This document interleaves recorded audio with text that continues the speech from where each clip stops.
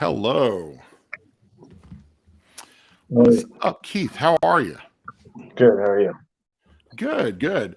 So we haven't done a live stream together before. I think we've only chatted online in a Zoom channel and played a game or two in the past. So how are you doing tonight? Yeah, I'm doing great. Good, good. So we know each other because of Unmatched, but come to find out that we actually have a history of loving this game of Heroscape. Right. Yeah, I figure we could start off with like what got us into Heroscape. So Keith, how'd you get into Heroscape? What's your story with the game?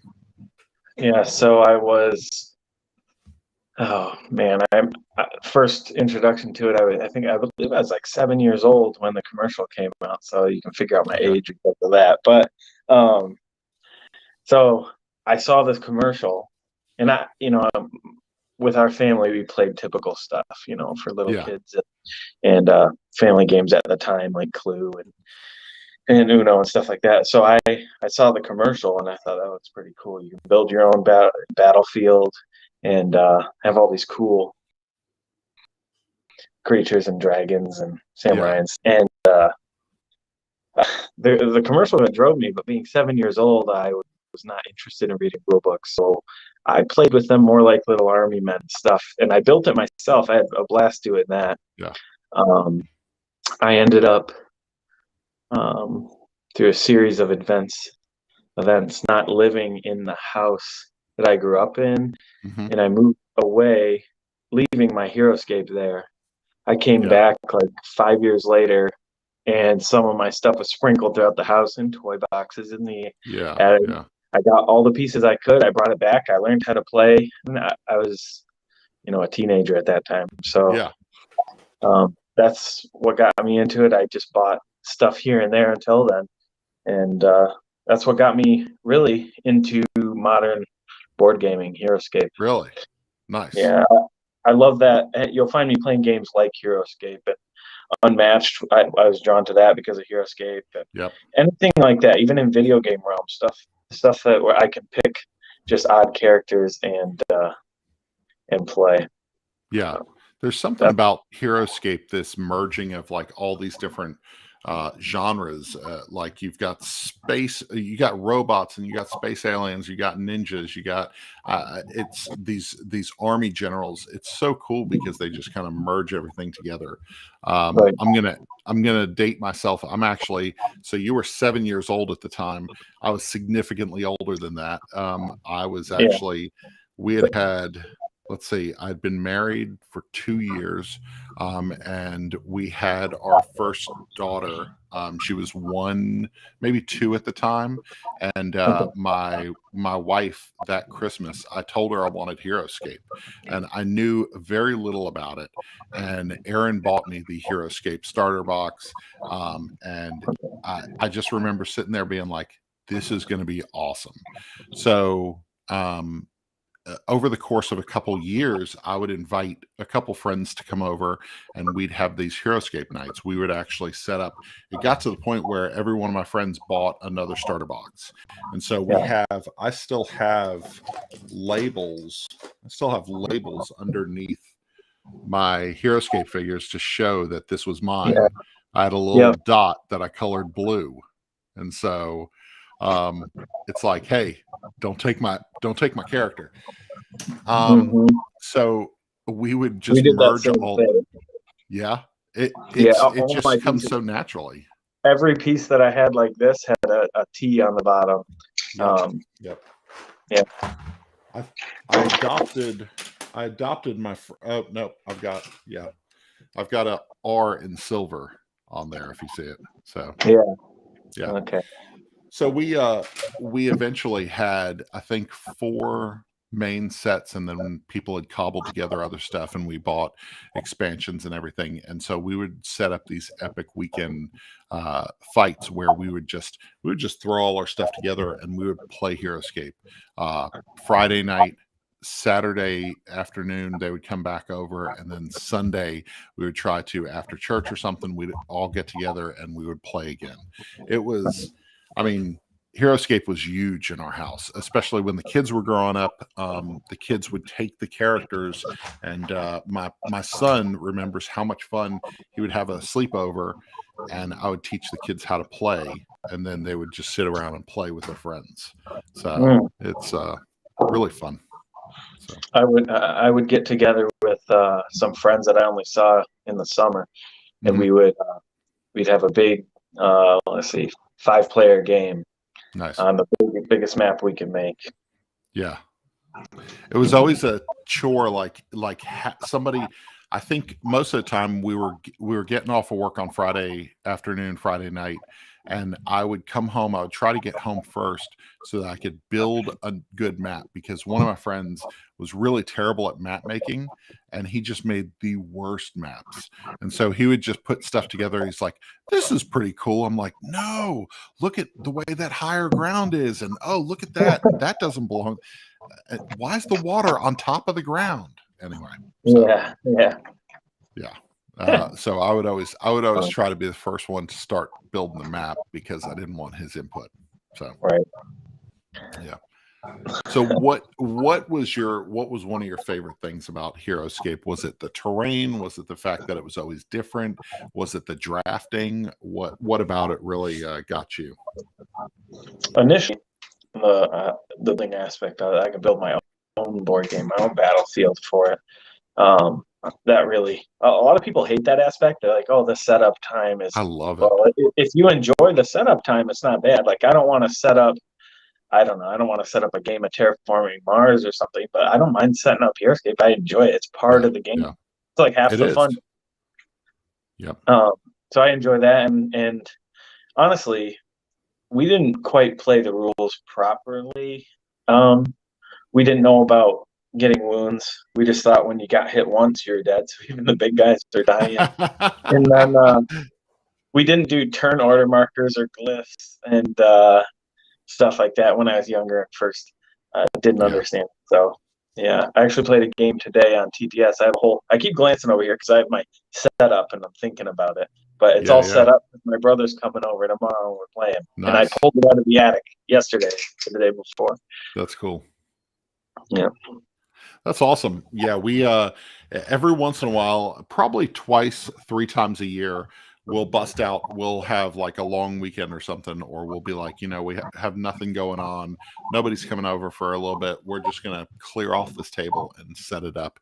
And so every once in a while we'll do that. And it's always fun. I don't know if I have. So my storage system sucks for this because the boxes just eventually deteriorate and everything. So they're not good. That's one of my most wanted things for Annihilation. Good boxes. Yeah. So this right here is the terrain box, and so this is most of my terrain, and so it's all just in this big. I don't mean to one up you, but this is my terrain box. There we go. Yep. Yeah, this is the majority of mine. I've got some scattered pieces other places, but I'm sure that you have much more than I do. So mine are kind of tossed in there, though. Yours look well placed. Yeah. I build them. It's so weird. I build them in sheets and then lay them in there. And then this is over the years, because the kids, as the kids were growing up, they were playing with it, especially my son and my youngest daughter.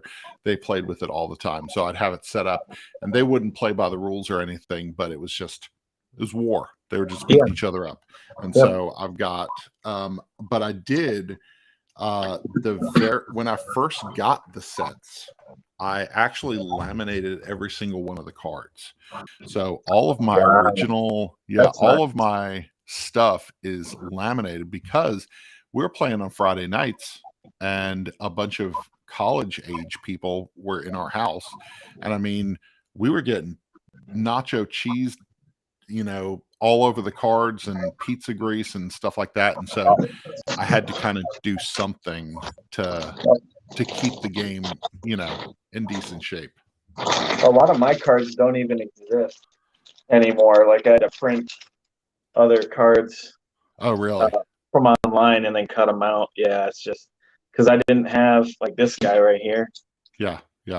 That's not the actual card. It's just on a piece of paper. Yeah. Because I just don't have it. Yeah. Yeah, and I did do a little customs sometimes, but not much. That's I cool. didn't really get into it that much. Custom So aspect. that's the thing. I think with this announcement, so we're going to talk about Heroscape Age of Annihilation. Right. This was shared during Gen Con. It was on display at Gen Con. Avalon Hill is doing this. I'm really excited about it because I feel like they did a really good job with HeroQuest. So I'm a big fan of HeroQuest. I still have my original HeroQuest over here in the corner of my game shelf. When I was in college, I introduced so many people to HeroQuest. I think about 18 years old when I started into college, senior year going into college. I was writing a lot of stuff, and I didn't care for D&D, but I really liked the table presence of HeroQuest. So I was Yeah. writing these complex missions and stuff, and we would just get together on the weekends and play at my parents' house. So I still have my original HeroQuest stuff, and Avalon Hill did a really good job with the new HeroQuest version. I didn't get it, but Right. I've seen it and it looks good, and I feel like they're supporting it. That's what it They feels are. like.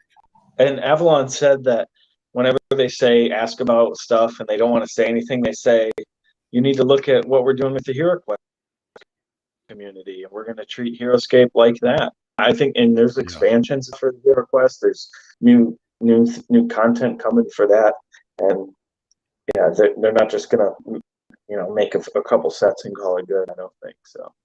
yeah. So I've got some pictures just from slides here. These were shots that were taken. Credit to Charlie Hall over at Polygon. Go to polygon.com to read the article that Polygon wrote about the Age of Annihilation content. I wasn't at Gen Con. You weren't at Gen Con this year. So, like, the pictures that are coming out were really, really cool. But I Beautiful. think, so if you see this picture here, you notice this character off to the left side that gave everybody a lot of pause. Like, it's like an unpainted mini, right? Yeah. And I think that that's been the biggest sticking point for a lot of people, is that in this new upcoming set, they're not going to be painted. They're going to be color Yeah. coded. From what I understand, they're going to be color coded, so the Yeah. generals are going to But have a color. which Go is ahead. cool. That's I mean, Yeah, if you're not going to do it, you don't want just all playing, because out of the box, exactly. casual people and that 7-year-old boy that I was when I got it, they're out there and they're going to see Heroscape. They're going to get it. They might not Yeah, be able to paint it, but yeah, they'll be able to distinguish it, and yeah. that's nice. And I think the landscape of board games and collectors has changed significantly since Yeah, 2004 when the that's original was released. definitely one of the main reasons. Yeah, there's something about. So I got into Zombicide during the Simon campaign, Yeah, 2 years ago, and I found painting the minis from Zombicide really a stress reliever. It was really enjoyable. I really enjoyed the artistic nature of it. I liked the creativity of just like, hey, this is what I'm going to do with this mini. And there's yeah. something about the tediousness that I really enjoyed. And I'm actually, when I found out these are unpainted, I actually was excited about it. What about you? Um, there's a aspect about painting that I don't like, and it's when Hmm. I have a massive amount to do. Yeah. I play unmatched. 4 characters come out. I can handle that. I do four Yep. characters. I do one mini in like 45 minutes to an hour. So, Yeah. and I'm not a terrible painter. It's not great. I'm not amazing, but it's acceptable for the table, I Yeah. think. And yeah, I think that these obviously it's a bummer to some people. I'm not too bummed about it myself, because I mean Yeah. Yeah. you can tell the quality of the minis are better, Hmm. and Hmm. I don't know, it just doesn't bother me as much. I get where people are coming from, though. I don't think it should be such a dividing point, though. Yeah. Yeah. I feel like the miniatures that they're going to serve up are going to be really good quality. I feel like Avalon Hill's done a good job with the stuff that they've put out, but like it's up to us how we want to paint these things, and I actually like that.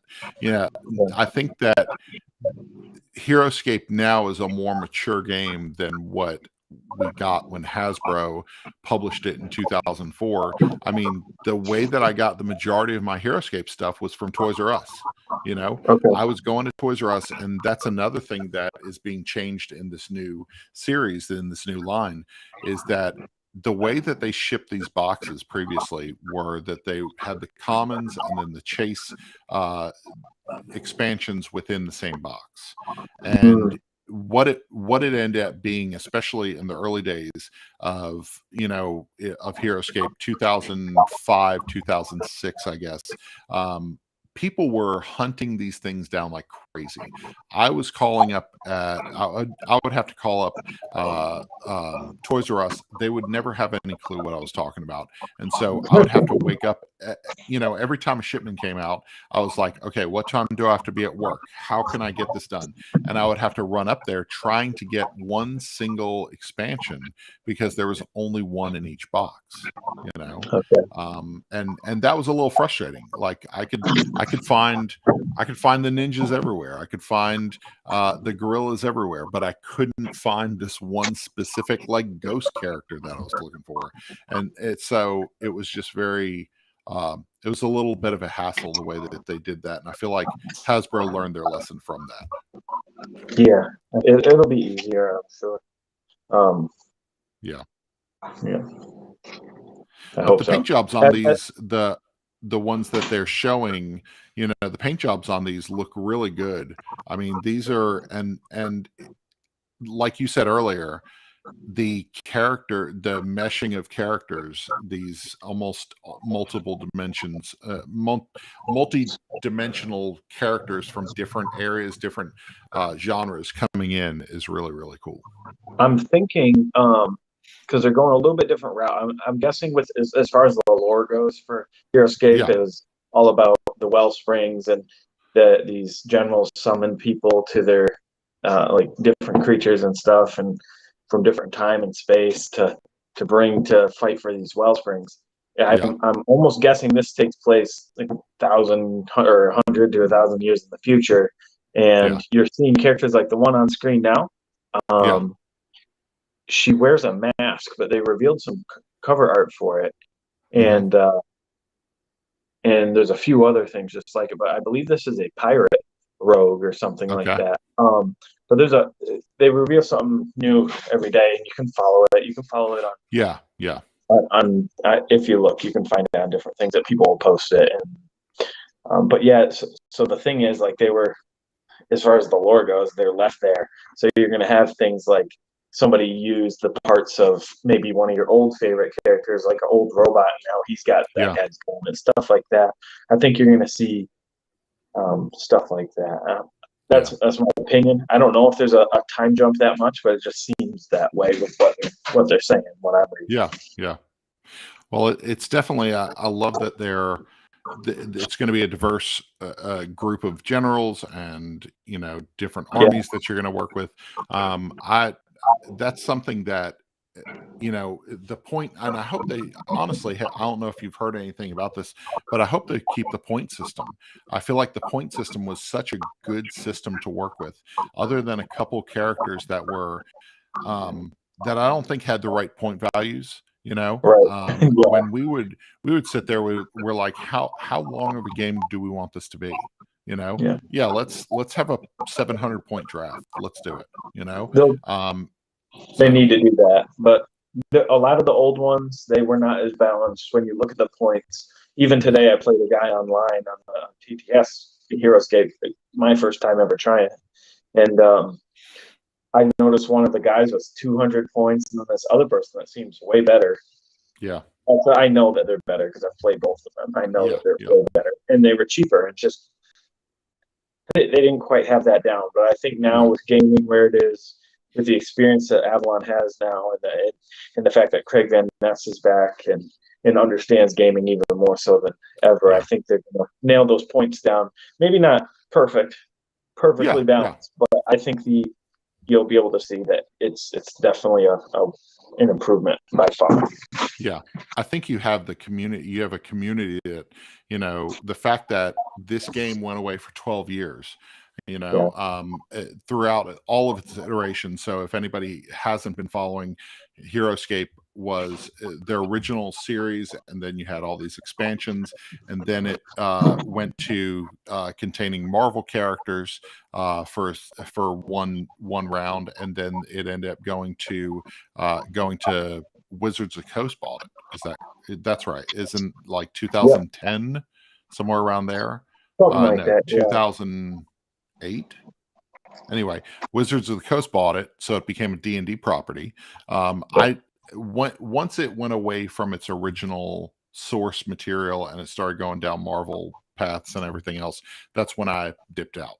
I played what I had. I played the stuff that my friends had, and we continued doing game nights like that. But I didn't collect any past that. I bought the Marvel stuff for the terrain, and then I was a dumb kid, so cut me some slack. But I literally threw away the miniatures, the cards, and I just put the terrain in with my terrain. Yeah. Gary Gordon said they said it'll be backwards compatible, so that's pretty much guarantees that it'll keep the point system. And I love that it's backward compatible, because I was talking to a friend of mine, one of my friends who we played all the time. We were in our 20s and we played a lot. He was a single guy at the time. I had a young family. He would come over for the weekend and we would just have a great time playing. And the terrain and everything, he had probably $600-700 involved in this. He sold his collection when he started having kids, I believe. It was just taking up space, and now that he's got kids that are old enough to play this, he's like, he's started to slowly buy back some of that stuff. That's why I shelved mine. Yeah, and so I love the fact that I still have it's in okay shape. The terrain's in pretty good shape, except for those couple of pieces that my son busted off when he's like, I can't get these two apart, and then snap, and I'm like, what are you doing? Yeah, so they're apart now. So Gary asked, what I'm wondering is if they keep the basic game mechanics, basic backside of the army cards with the okay. Yeah, because there were two ways to play. So I don't have my cards. You've got a basic, you've got a basic side, and then you have. Are yours laminated too? Just this one I bought from someone. Sorry, I'll grab one that isn't. This is better here. That's funny. Did you buy that from somebody in Columbus, Georgia, by any chance, on eBay? I don't know who I got this from. Okay. I only have a couple that are laminated. Because that is exactly what every single one of my cards in my collection look like. And I laminated a couple of my friends when he sold off his collection in probably 2012. So somewhere around there. But so you have the basic, and then you have the more extended so rules. That's the basic. These are a little bit different, and then there's no text, no hitbox, no nothing like that, no life. It's just one life, and that's how we originally played. Then you have like character traits, the size, all that type of stuff over here. The hitbox, the point system. I like that. Even if it would be nice if they kept the simplistic version also, because what you find is when that's available for people, it's easy to get people into the game. One of the things with Downforce. With Downforce, I realized that I was teaching a family how to play Downforce at a game day, and none of the family spoke English except for the youngest daughter. And I was trying to teach this board game and teach the mechanics of this game to a family that I couldn't speak to like I normally would speak and teach a game. And so I taught them the basic rules, and we didn't do the draft. We basically assigned cars whatever colors they liked, and it was really fun. I mean, like, they had a blast. And so so it's a good way to ease people into it. I think in a lot of things in life, and especially board games, you can ease people in with stuff like that better. My son got into the game in 2004 when he was 8. We played a couple basic games, and that was it. Just master games from that point forward. Yeah, that's right. I think I only played 2 basic games when my kids were really small. Like, just basically like, hey, this is how the game works. Roll some dice. These are some numbers. Yeah. But by the time my son was 7 or 8 years old, he was like, I'm ready. Let's go. So. Yep. That's it. Yeah, and that's the nice thing. I mean, it's a 7-year-old could understand it. You just have to be able to read, even if you can't read. Yeah. You have that basic side for people that can't read. Because I Yep. had younger siblings, and I got them to play with me, and some of them couldn't read. So sometimes, we played on the basic side. Yeah. Well, another thing is, this game works so well as teams. Yeah. Your whole team gets this. You can either have a draft number for each person, or you can have a draft number for the team, and then choose how you're going to control the characters and stuff like that. We played this game as team games so many times, 3-on-3, 2-on-2. I mean, we did kind of a King of the Hill. I remember we started doing this King of the Hill weekend thing where one person would draft 1,000-point army, and then the other 2 people would draft like 400-point armies and see what we could do. So Okay. yeah, 2 against 1. So Yeah. but yeah. So I don't know. I'm excited about What's what can come out of this. What are a couple things that you would like to see different than that would be an improvement upon, in your opinion? Yeah, Can you think of anything? I have one right away, if you can. This is one big thing that I don't hear mentioned, but this needs to be a square so I can fit it on the table better. No,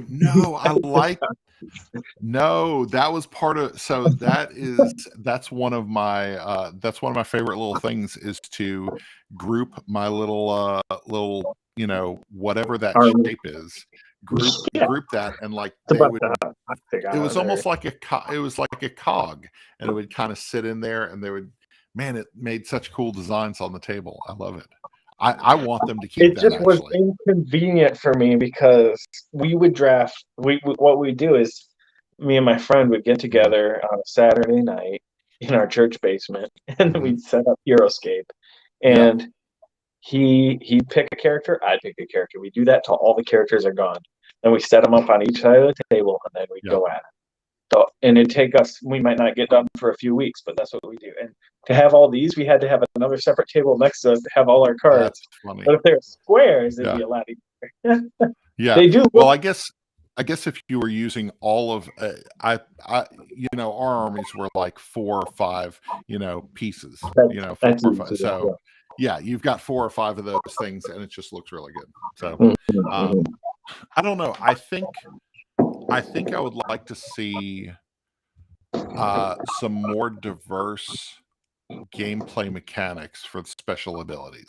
I feel like there came a point in time when the expansions were coming out, and they would go back to the old, like, roll the initiative die, and then if you get a 19 or 20, this happens. And I felt like so many of them relied on the same mechanic of, like, roll this die, if you get these 2 numbers, then this happens. They could be a little bit more creative with it, for sure. Yeah. And I feel like there are enough things in the game where you could lean on some of the other mechanics, some more unique things for different armies, or maybe make that one mechanic stick to a specific general and their troops. There could be some like with the generals. That's an interesting point. You could have like some asymmetry where they only can do a certain thing, maybe. Yeah, I did love the fact that you would get bonuses based off of a lot of times. What was it? Roman soldiers. I think it's Roman soldiers, the archers. There were a bunch of them that they would give a power up or boost to somebody else. I really enjoyed that because that made all the difference when you're drafting, because you're sitting there, you're saying, I need to keep this. Yeah, these guys. Well, mine. What are those guys called? something Vipers, but they do that. They have the warlord bonding thing or whatever. Yeah. The Romans did it. I think the Knights of Weston or something. But yeah, this guy did it too. He had the little Nagrub guys he could move around with. This ugly guy. That's right. Yeah, the top of my guy kind of fell off. So yeah. So he's in the box. There he is. He just kind of popped off. What? Kind of popped off there. Yeah. So yeah. What was one of your favorite strategies playing the original game? Did you have a strategy that you kind of went with? Well, when we originally were doing map building, I would do like separate little fortresses, but that didn't work so well. So what I did was put like a central fortress and like all the advantageous spots right in the middle, so it would then draw people to go to the middle instead of just hunkering down in their little bunker and having people. But I loved Savarius. He's the elf that double shots and he has like a range of 9, I think. To have one him of the best up there, yeah. And then my favorite character, I'll grab him. Show you. He's here. Yeah. This guy's my favorite character, and I'd have him sitting up there healing people, and then when they get weak, I'd send them back to this guy. So it forced the opponent to come in and try to get rid of my healer. Yeah, that's cool. I think this guy's name's Krug. Is that what it is? This I never owned him actually. Yeah. Man, that dude was a beast. Anytime I could, he was, if I'm remembering correctly, he was a pretty low point. Is he chipped? Is there man? One of my kids chipped this little dude. Anyway, when I would love drafting him because I believe his point value wasn't stupid high or anything, but as you kind of had to place him in the right place at the right time, because as he took damage, he got wound markers. As he got more wound markers, he was able to just do more massive damage. And so it was really a lot of fun to bring him into battle, have him just rush in and just start wrecking shop on people. Yeah, I do love like a mix up of characters, but I was like grabbing a theme, like I'm gonna be all dragons or I'm gonna be all elves or samurai. I like doing that. Yeah, that was the one that I never got into, the dragons. I didn't really I didn't play dragons often enough. I would, if anything, I would draft one dragon just so that they could fly and get somewhere quickly. That was it. Gotta have a dragon. Yeah. So as far as Age of Annihilation goes, there's something interesting that they had said, and that is that they hired a voice actor for Heroscape.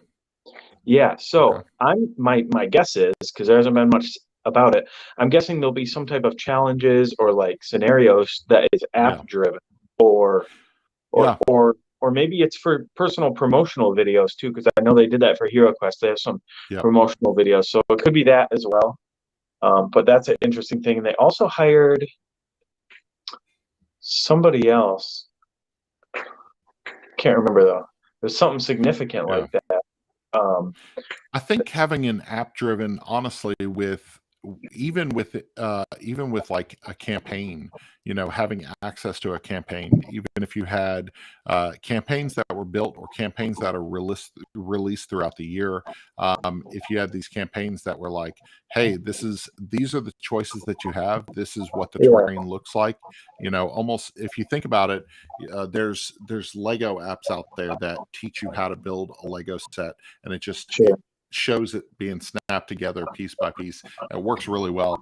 You could easily introduce an app that is going to be like, build this base layer, here's the next layer, here's the next layer, and now you have this map that is really meant for a specific purpose or a specific campaign. Okay. So yeah, I don't know, that's just me throwing out an idea. Who knows? Right. Plenty of ideas. I do like, so one of the things that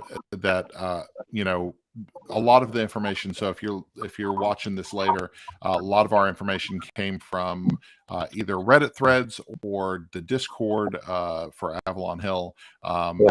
there's YouTube videos out there. I think I watched a YouTube video from Sir Heroscape, I think is the YouTube channel. And so I watched a little bit of his coverage of it recently. And one of the things that there are going to be new factions, especially in this first wave. So the first wave of fighters that you're going to see, the first wave of armies and generals are going to come out, and they're going to be all new.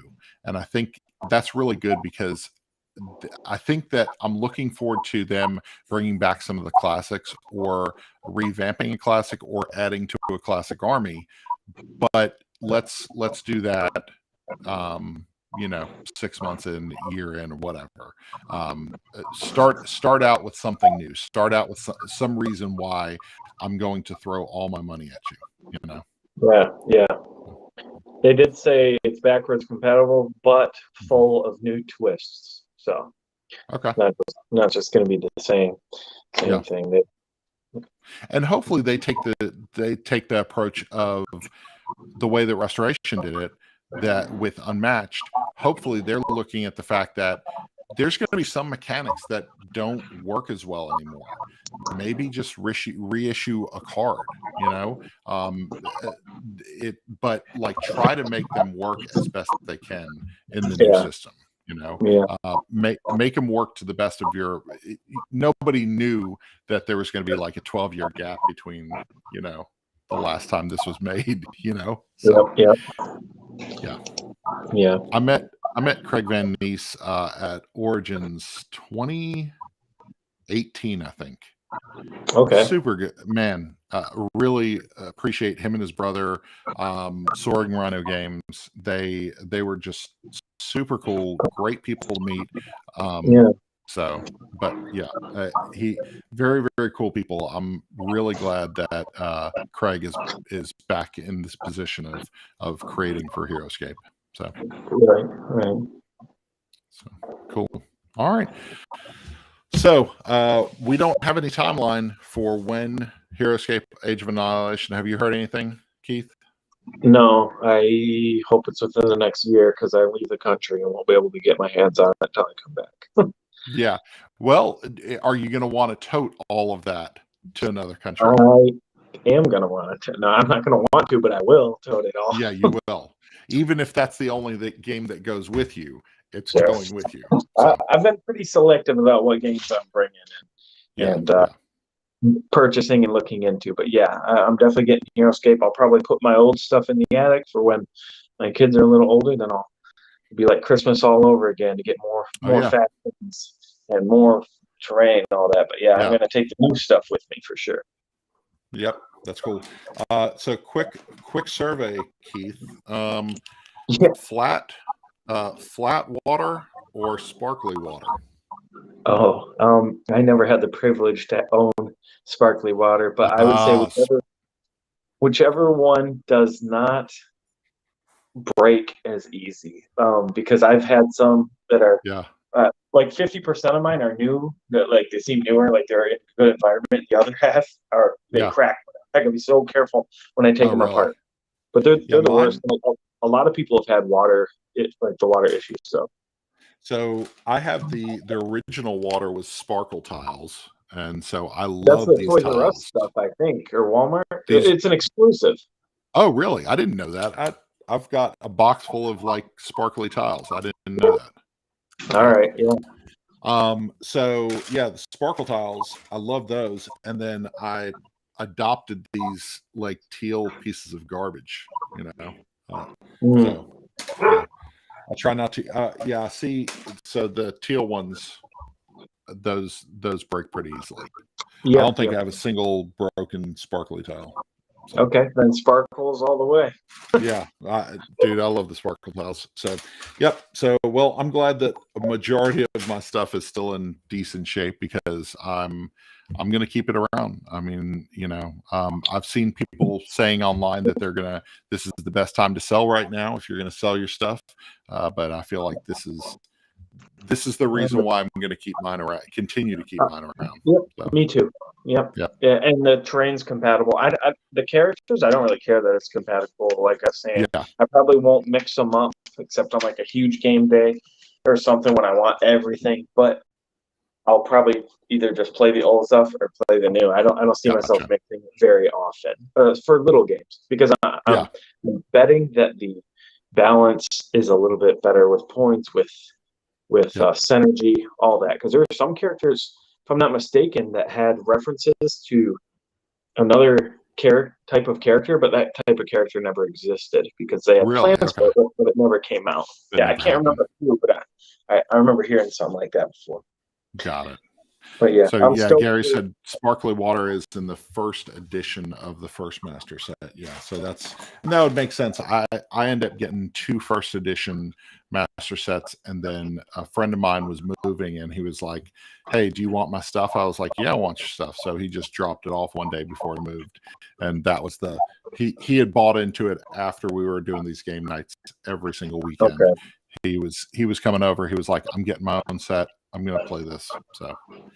Okay. Very cool. Well, it was good chatting with you, Keith. Hopefully, we'll have some. If there's some major updates or something that we want to share about Heroscape: Age of Annihilation, maybe we'll do another video.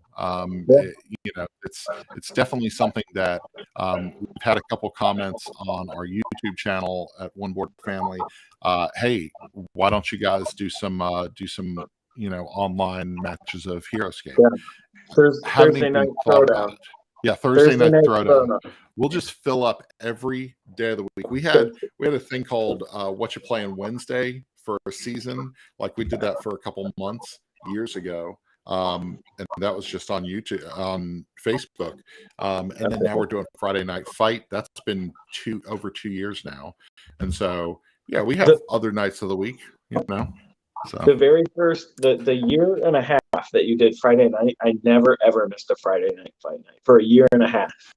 And then really, and then one time I was doing something with family and stuff. And I was like, "Oh, it's Friday night," and I missed it. And I went on there. I was like, but yeah, I watched every for a year and a half since the very first. So you were one of the first people to because when we first started, I mean, we'd have 3 people online, and that was it. Yeah. And so, Yeah. And then after the fight, it would be like it would take a couple weeks for it to kind of gain traffic.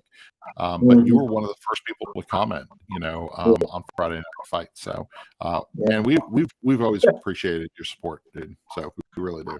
So yeah, it's great. Yeah, it's good. Fun. Well, I'm looking forward to playing whatever comes out of this, and hopefully it doesn't break us too much. Hopefully it's not too much. One of the things that I did see in one of the comments, it was in a Reddit article.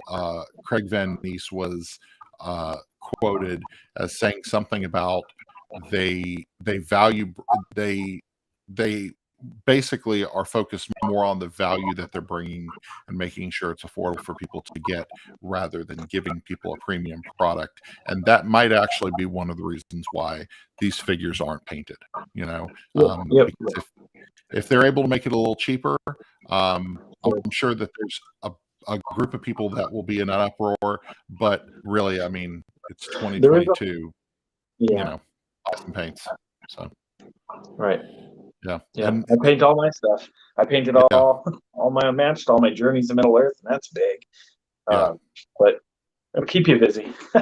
Well, I'm actually looking forward to if I get a new expansion that has 5 characters, I can knock out 5 characters in a weekend. Sure. And so that'll be enjoyable. Does your wife or kids enjoy painting minis? So actually, my son, he actually won the under 18 mini painting competition at Tantrum House this past year. So at Tantrum Con. So we went to Tantrum Con in February, and he won the under 18 category. I think teenage, 14 to 18, something like that. But he won for the painting competition and got a trophy and everything. So he actually has started enjoying it. I actually got him a set of speed paints, Army Painter speed paints for his birthday this past year. So, yeah, my wife, I think if she had some time to paint, I think she would enjoy it, but she's much more book reader. So Erin would much rather grab a book and say, "I'll see you later."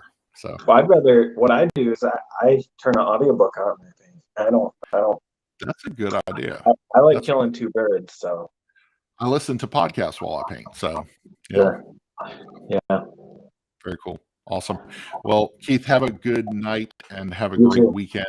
Hopefully you get to play something great this weekend. Oh, well, you're playing Heroscape with your brother tomorrow, you said? I should be playing Heroscape with my brother. Yeah. And you're now I'm gonna, now that this stuff is in this room You're and gonna have not to play. Yeah. just gonna have to play it. So man, now I'm gonna have to throw everything off the table and build something. So Sure. all right, man. Have a great night. You too. Thanks. Yeah.